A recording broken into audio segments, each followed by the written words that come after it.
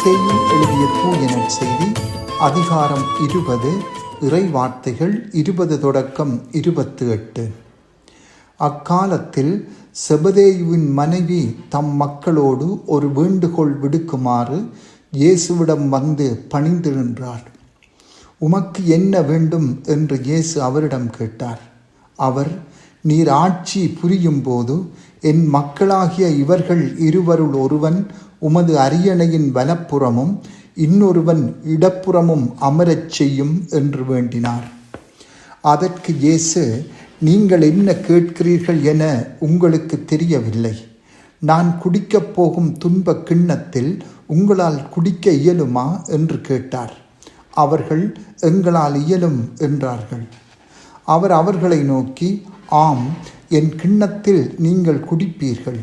ஆனால் என் வலப்புறத்திலும் இடப்புறத்திலும் அமரும்படி அருளுவதோ எனது செயல் அல்ல, மாறாக அவ்விடங்களை என் தந்தை யாருக்கு ஏற்பாடு செய்திருக்கிறாரோ அவர்களுக்கே அவை அருளப்படும் என்றார். இதை கேட்டுக்கொண்டிருந்த 10 பேரும் அச்சகோதரர் இருவர் மீதும் கோபம் கொண்டனர். இயேசு அவர்களை வரவழைத்து, பிற இனத்தவரின் தலைவர்கள் மக்களை அடக்கி ஆளுகிறார்கள்.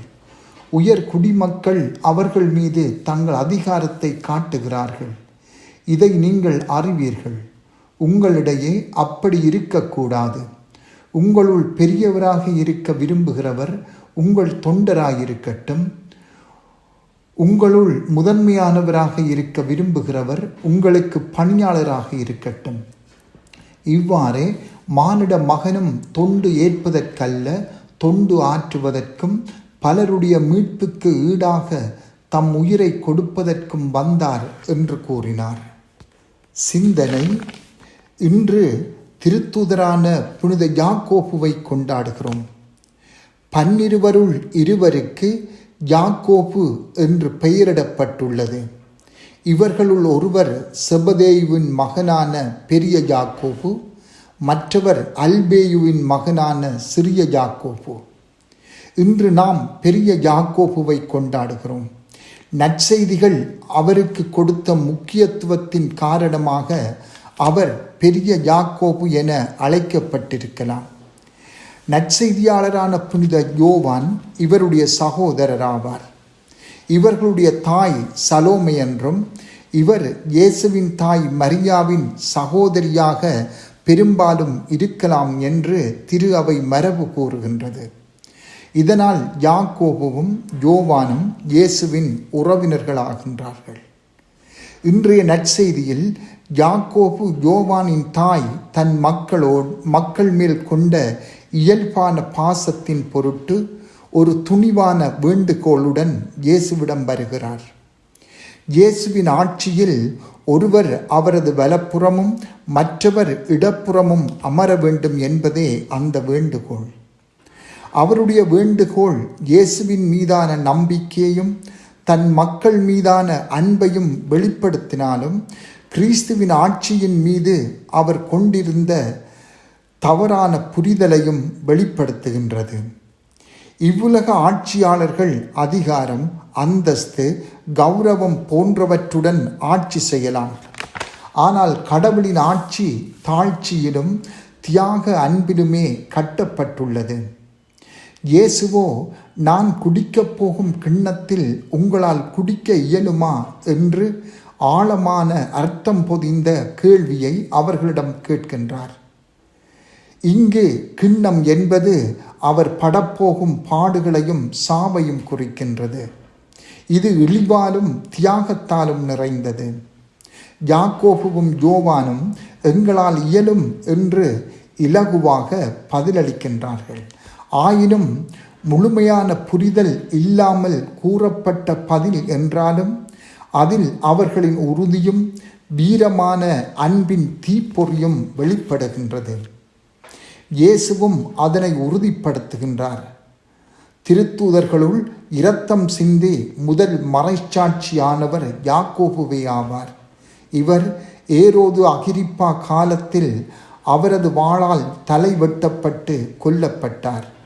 புதிதாக வளர்ந்து கொண்டிருந்த திரு அவையை தாக்கவும் யூதர்களை மகிழ்விக்கவும் இவ்வாறு ஏரோது செய்தார். யாக்கோபு உண்மையிலேயே கிறிஸ்துவின் திருப்பாடுகளில் பங்கேற்றார். தன் வாழ்வை தன் குருவாகிய இயேசுவோடு சேர்ந்து கையளித்தார். அவருடைய சாவுக்கு பின் திரு அவையை துன்புறுத்தினவர்களை மகிழ்விக்கும் நோக்கில் பேதுருவும் கைது செய்யப்பட்டார். ஆனால் பேதுரு அற்புதமாக விடுவிக்கப்பட்டார். யாக்கோபு அவ்வாறு விடுவிக்கப்படவில்லை. ஏன்? யாக்கோபுவையும் பேதுருவையும் போல நம் ஒவ்வொருவருக்கும் வாழ்வில் தனித்துவமான பணியுண்டு. சிலர் பேதுருவைப் போல உயர்நிலைக்கும் தலைமை பொறுப்புக்கும் உயர்த்தப்படுகின்றார்கள்.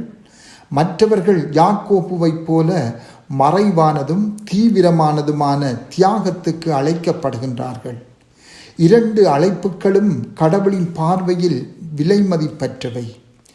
யாக்கோபின் இளமையிலேயே நிகழ்ந்த இரத்த சாட்சியம் ஒரு தோல்வி அல்ல, அது ஒரு நிறைவேறுதலாகும். கிறிஸ்துவின் கிண்ணத்தில் இருந்து பருகியதன் மகிமைக்கு அவர் கொடுத்த சான்று அது. புனித யாக்கோபுவை கொண்டாடும் என்று அவர் கொண்டிருந்த திருத்தூது ஆர்வம், நம்பிக்கை, கிறிஸ்துவின் அரசில் ஆர்வமுள்ள உறுப்பினராக இருந்ததை இன்று சிந்திப்போம். தொடக்கத்தில் அவர் தவறாக புரிந்து கொண்டிருந்த போதிலும் இறுதி வரை பிரமாணிக்கமாக இருந்தார். அந்தஸ்து, அங்கீகாரத்துக்காக இன்று நாங்கள் ஏங்குகின்றோமா? திரு அவையிலோ அல்லது சமூகத்திலோ மற்றவர்களிடையே கௌரவத்தை தேடுகின்றவர்களா நாங்கள்? அவ்வாறாயின் புனித யாக்கோபுவின் பக்கம் திரும்பி உண்மை எது என்பதை அவரது வாழ்வில் இருந்து கற்றுக்கொள்வோம். செபம். புனித யாக்கோபுவே, இறைவனுக்கு பிரமாணிக்கமாக நாங்கள் இருந்து அர்ப்பணிப்போடும் ஆர்வத்தோடும் பணி செய்ய எங்களுக்காக வேண்டிக் கொள்ளும். ஆமென்.